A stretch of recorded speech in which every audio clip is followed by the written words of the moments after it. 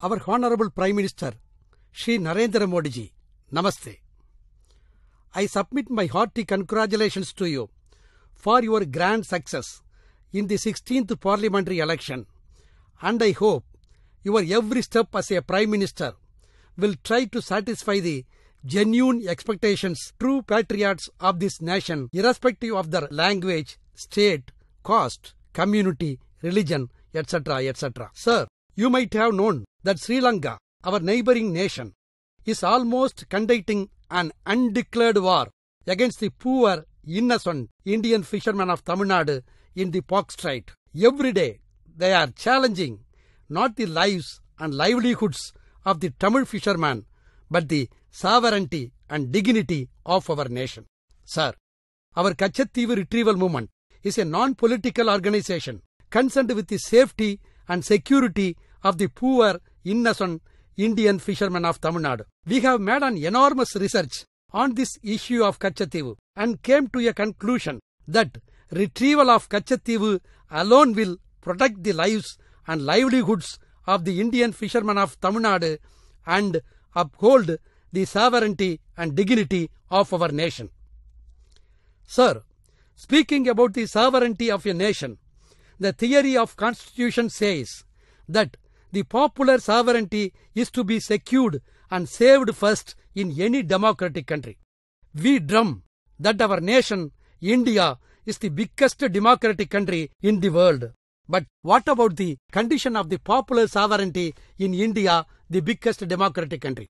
As far as the Indian fishermen of Tamil Nadu are concerned, the condition of the Indian popular sovereignty is very, very pathetic and ridiculous. Sir, I am very sorry to say that in the event of the Indian fishermen of Tamil Nadu being caught by the Sri Lankan Navy, the torturous acts and atrocities committed on them by the Sri Lankan Navy could not be described in words. However, with a painful heart, I have to list out few of them before you. 1. Undressing our fishermen and compelling them to cover their nakedness with our national flag. 2. Firing at and mercilessly shooting down our fishermen even after they surrendered by raising their arms in the air. 3. Forcing our fishermen to lie over ice bars. 4. Forcing our fishermen to carry ice bars on their head. 5. Compelling our fishermen to lie knee down on salt corns. 6. Forcing our fishermen to eat masala powder mixed with grease oil. 7. Forcing our fishermen to intercourse with a dead thirukkai fish. 8. Forcing our fishermen for homosexuality within themselves, whether the fisherman or father or son or brother. 9. Spitting over the faces of our fishermen. 10. Forcing our fishermen to drink urine. 11. Castigating our fishermen as Indian bastards and coward Tamils. 12. Pushing the physically challenged fishermen into sea again and again to see and enjoy their miseries in the mid-sea. 13. Forcibly taking away the catched fishes. 14. Destroying the nets of our fishermen worth several lakhs, drowning their boats in the sea. 15. Forcibly snatching away gold rings, chains, cell phones and money owned by our fishermen. 16. Threatening our fishermen with acid bottles. 17. Hitting and stamping our fishermen with bootlegs. 18. Hitting hard our fishermen with gun end. 19. Drowning our fishermen in the sea.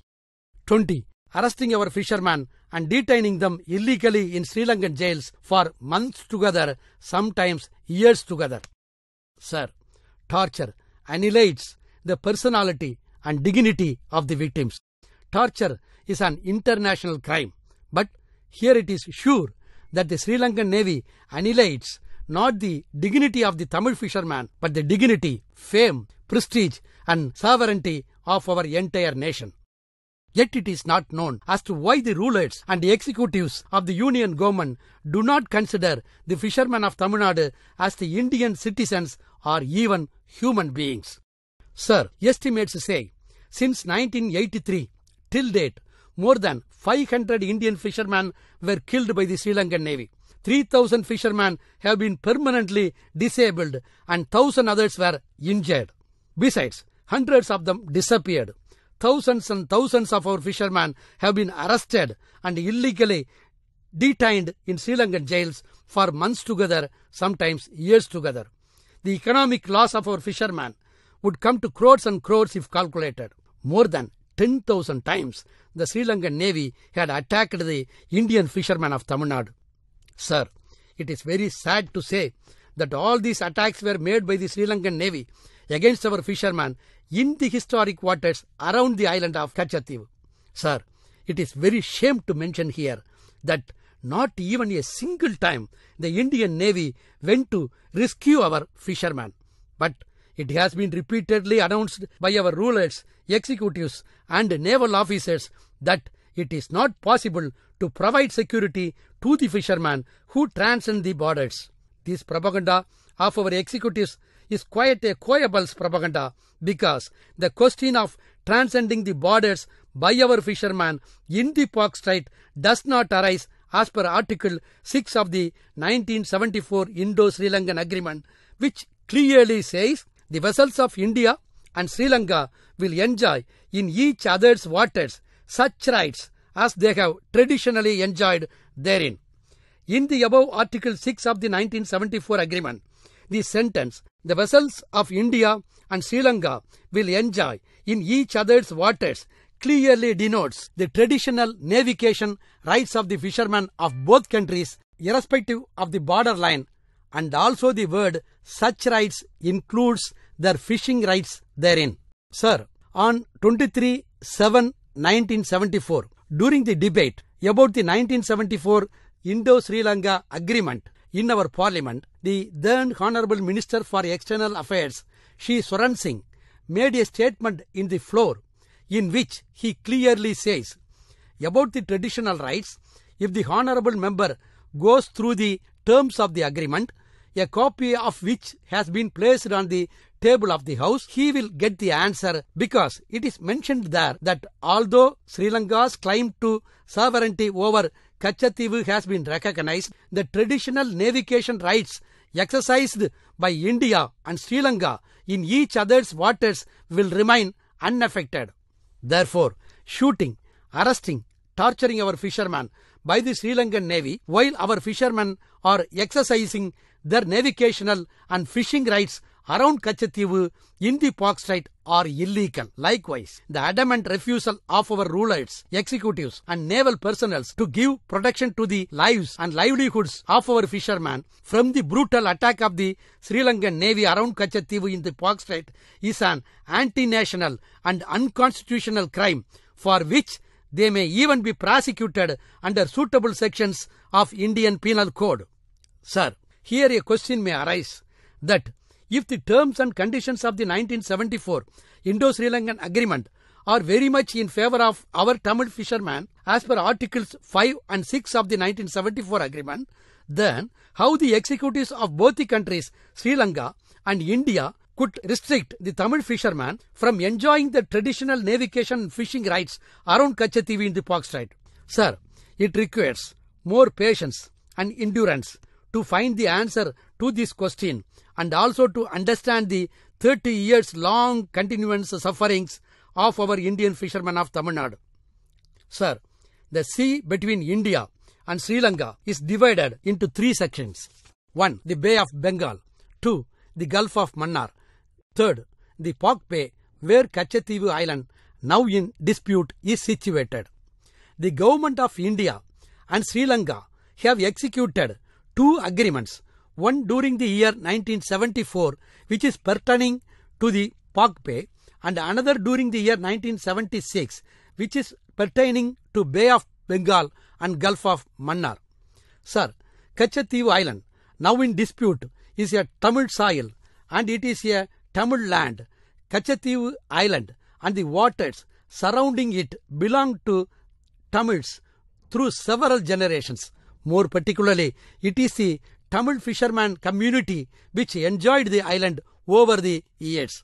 There are plenty of evidences available with the government of Tamil Nadu to prove and establish that the Kachativu Island and the surrounding fish-rich waters belonged to Tamil Nadu even during the reign of ancient Tamil Sangam kings, reign of King Sedupati of Ramanathapuram, reign of East Indian Company, during the time of direct British rule, and even after independence. The Indian Land Survey Department has mentioned Kachativu Island as measuring 285 acres and 20 cents, comprised in survey number 1250. The uninterrupted possession of Tamils over Kachativu Island for the past 1000 years would establish that the Kachativu Island is a part of the Indian Union. It is very much within the sovereign and territorial limits of our nation. The Constitution of India does not permit, nor does it authorize, any person to cede the country's territory to any other nation.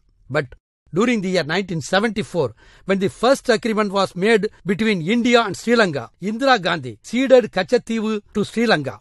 A law enacted by Parliament under Article 368 was necessary for ceding Kachativu, but no law was passed till date. Moreover, during the year 1974, while demarcating the boundary in the Pak Strait, the principle of equidistance demarcation normally followed in the international treaties was not followed.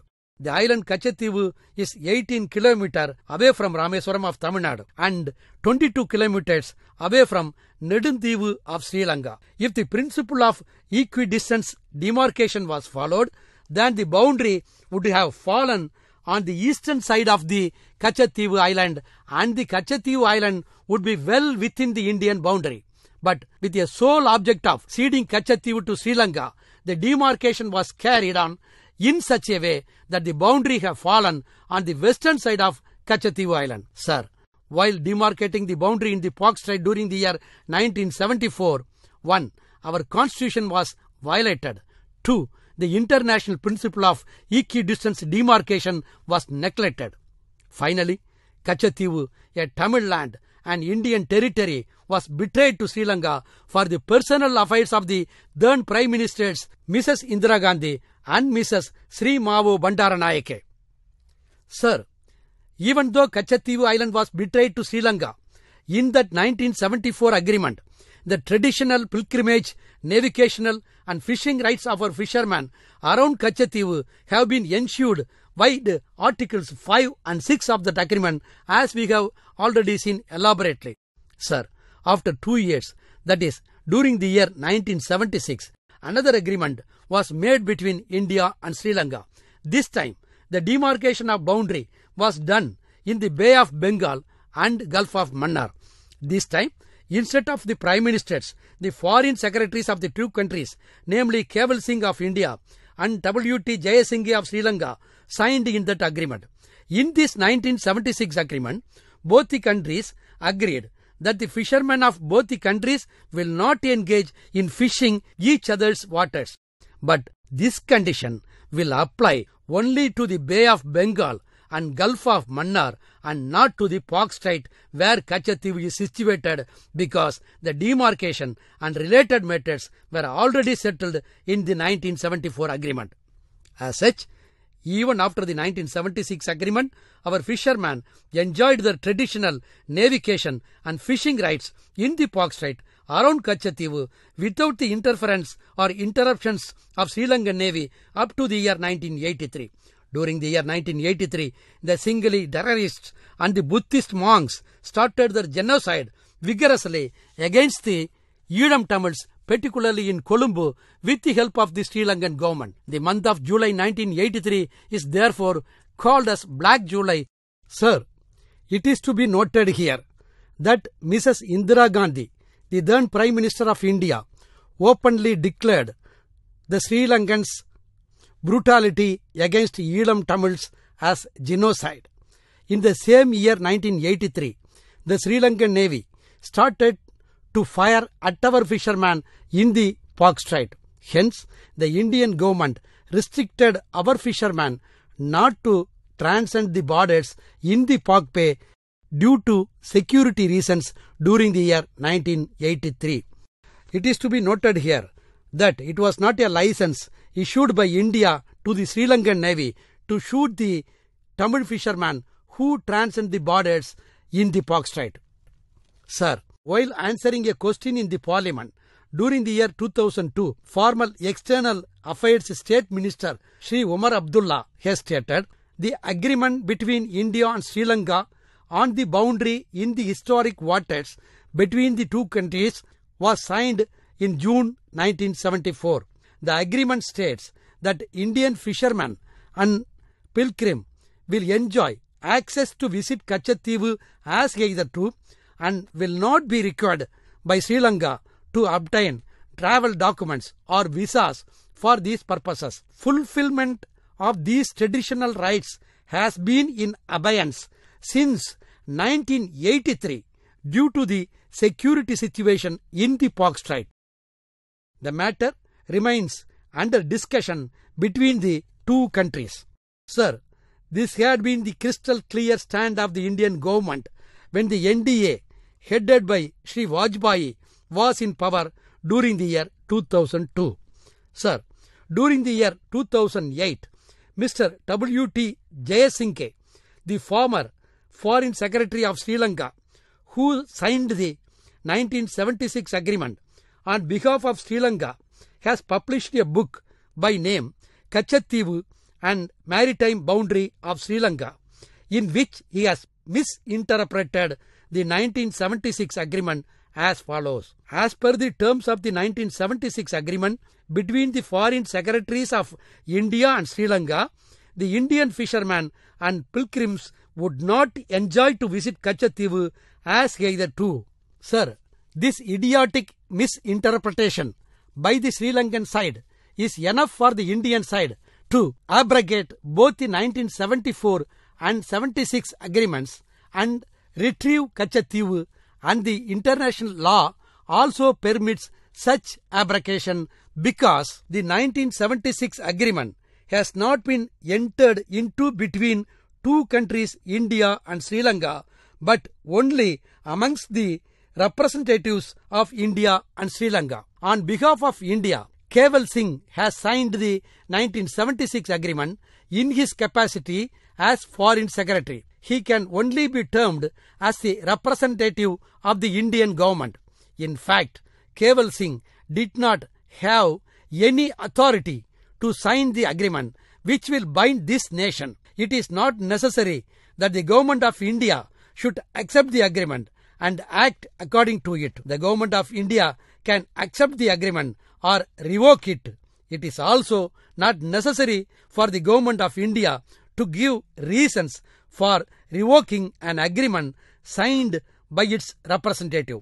This is how the international law treats the agreement signed by a representative of a nation. Sir, speaking logically about the 1974 and 1976 agreements, the 1974 agreement, in which the traditional rights of the Indian fishermen over Kachativu ensured, is signed by the Prime Ministers of India and Sri Lanka. 1976 agreement has been signed by the Foreign Secretaries of India and Sri Lanka, who had been monthly paid government servants. Whether these foreign secretaries are empowered to revoke the agreement signed by the Prime Ministers. An order of a district collector can be revoked by the Commissioner of the Board of Revenue of that state. Could an order of a district collector be revoked by a Dasildar working under him? What a ridiculous and idiotic statement is that of Jayasinghe, former Sri Lankan Foreign Secretary, that he and Keval Singh, former Indian Foreign Secretary, jointly signed an agreement during the year 1976 and revoked the traditional rights of the Tamil fishermen to visit Kachativu, which rights were already ensured by the Prime Ministers of both the countries during the year 1974.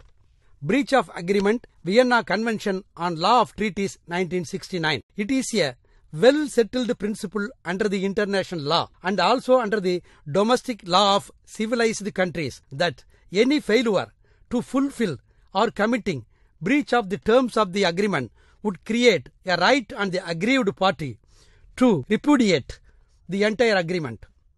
As per Article 60 of the Vienna Convention on Law of Treaties 1969, it is also permissible to terminate the treaty where one of the contracting parties has committed breach of treaty obligations. Rebus sic stantibus principle of international law. According to this principle of international law, even if an agreement had been truly entered into between two nations and on a later period, if any change in circumstances warrants annulment of the agreement, such annulment can be done unilaterally. Historic waters and the international law of sea. The international law of sea says that the bays called historic are those over which the coastal states have traditionally exercised and maintained their sovereign ownership. The historic bays and historic waters are treated as internal waters, and the internal waters are in turn treated as the landed area of the coastal states. Therefore, the regime of law of sea cannot be extended or applied to the historic bays. That is, there is no such areas like territorial waters within the historic waters. An island or islet within the historic bay or historic waters cannot have territorial waters around it. The Pak Bay, where Kachativu Island situated, is treated as historic waters, and hence there is no territorial waters around Kachativu. Knowing all the above facts, the 1974 Indo-Sri Lankan Agreement has been drafted carefully in such a way that even though our Kachativu Island has been ceded to Sri Lanka, in that agreement, the traditional pilgrimage, navigation, fishing rights of our fishermen over Kachativu and all over the historic waters of Pak Bay have been protected properly by the Articles 5 and 6 of the 1974 agreement. Therefore, the idiotic, misinterpreted statement of the Sri Lankan former Foreign Secretary that as per the terms of the 1976 agreement between the Foreign Secretaries of India and Sri Lanka, the Indian fishermen and pilgrims would not enjoy to visit Kachativu as hitherto is against the international law of sea. Sir, I once again wish to stress that in fact the 1976 Indo-Sri Lankan agreement mentioned by W.T. Jayasinghe is pertaining to Gulf of Mannar and Bay of Bengal, and it is not at all related to the Pak Bay where Kachativu is situated. Therefore, without any hesitation, during the year 2008 itself, the UPA government headed by Srimati Sonia Gandhi would have abrogated both the 1974 and 76 agreements and retrieve Kachativu Island. But instead of retrieving Kachativu Island, the former Foreign Affairs Ministers S.M. Krishna and Salman Khurshid used to echo the voice of the Sri Lankan Foreign Secretary W.T. Jayasinghe with some added sound effects in the floor of the Indian Parliament as follows. Kachativu Island belonged to Sri Lanka. What had been given is given. The agreement is solemn. The agreement cannot be abrogated. It is not possible to provide security to the fishermen who transcend the borders. Sri Lanka is our friendly nation. The stand taken by the then UPA cabinet headed by Srimati Sonia Gandhi against our constitution, against our own citizens, against the international law, against the terms of the 1974 agreement, but in support of the Sri Lankan rulers clearly shows that they would have been under some acknowledgement of allegiance or adherence to the Sri Lankan state. Sir, I have made a complaint against Srimati Sonia Gandhi and 5 others at the Temple Police Station, Rameswaram, on 28/2/2004 to prosecute them under IPC Section 121 for their conspiracy and coherence with the Sri Lankan nation, which is conducting an undeclared war against our nation by attacking and arresting hundreds and hundreds of our own citizens, that is, the Indian fishermen of Tamil Nadu in Pak Bay. Sir, I will be pleased if the Home Department of the central government get a copy of my complaint made at the Rameswaram Temple Police Station on 28/2/2004 against Srimati Sonia Gandhi and 5 others and proceed further. Sir, I and my total Tamil society hope that the NDA government headed by you will not follow up the anti-national stand of the UPA government headed by Sonia Gandhi as far as the issue of Kachativu is concerned. But in opposition to our hope, it has been published widely in the newspapers and broadcasted in the visual medias on 3/7/2014 that the Ministry of External Affairs of your NDA government in its counter affidavit submitted before the Madras High Court has stated that the Tamil Nadu fishermen have no fishing rights along Kachativu. Sir, our Honorable Chief Minister of Tamil Nadu, Selvi J. Jayalalitha, immediately responded to it and has written a letter to you expressing her shock at the centre's stance on the Kachativu issue. Our Honorable Chief Minister of Tamil Nadu, Selvi J. Jayalalitha, has also requested you in that letter to instruct the officials concerned to immediately file a revised affidavit in favor of Tamil Nadu fishermen with a hope that the petition now submitted to the Madras High Court might have been prepared and approved by the earlier UPA regime without bringing the matter to the knowledge of the Prime Minister. Sir, we too hope so, and we also pray that it must be so. Sir, the Honorable Chief Minister of Tamil Nadu, Selvi J. Jayalalitha, has already filed a public interest litigation before the Supreme Court to retrieve Kachativu Island during the year 2008. The State Assembly of Tamil Nadu on 9/6/2011 adopted a unanimous resolution calling upon the State Revenue Department to implead itself in the case already filed by the Honorable Chief Minister of Tamil Nadu, Selvi J. Jayalalitha, in August 2008, sought the declaration of the 1974 and 1976 agreements between India and Sri Lanka unconstitutional. The Honorable Chief Minister of Tamil Nadu, Selvi J. Jayalalitha, in her recent letters addressed to the Honorable Prime Minister of India, has clearly stressed that retrieving Kachativu Island alone will put an end to the plight of the Indian fishermen of Tamil Nadu. I therefore, after a deep analysis in this burning issue, would like to suggest on behalf of the poor, innocent Indian fishermen of Tamil Nadu and also on behalf of the patriots who are anxious and interested in upholding the sovereignty, dignity, unity and integrity of our Indian nation that the following 3 steps action plan, if implemented boldly by the Indian side, will save the lives and livelihoods of our fishermen from the barbaric attack of the Sri Lankan Navy and also uphold the sovereignty and dignity of our nation. Step 1. India may restore the traditional rights of our fishermen, that is the pilgrimage, navigational and fishing rights ensured in the 1974 agreement via Article 5 and 6 by simply issuing a suitable memo from our Foreign Affairs Ministry immediately without any more delay. This can be done within a day. Step 2. India may abrogate the 1974 and 76 agreements at its cabinet level and assume and exercise the sovereignty over Kachativu through its forces immediately, because there is no legal bar either in the Constitution of India or in the international law to retrieve Kachativu Island. This can be done within a week. Step 3. India may arrest the Sri Lankan naval personnel involved in the attacks against the Indian fishermen of Tamil Nadu and bring them to India immediately for being tried according to the Indian laws, as done in the case of the Italian mariners for shooting and killing 2 Indian fishermen of Kerala in the Arabian Sea. This can be done within a month. Sir, what needed to implement the above 3 steps action plan by the Indian side is nothing but political will.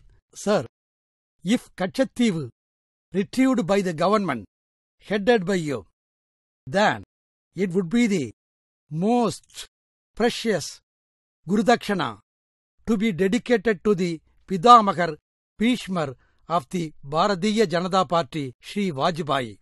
Thanking you, sir. Namaste.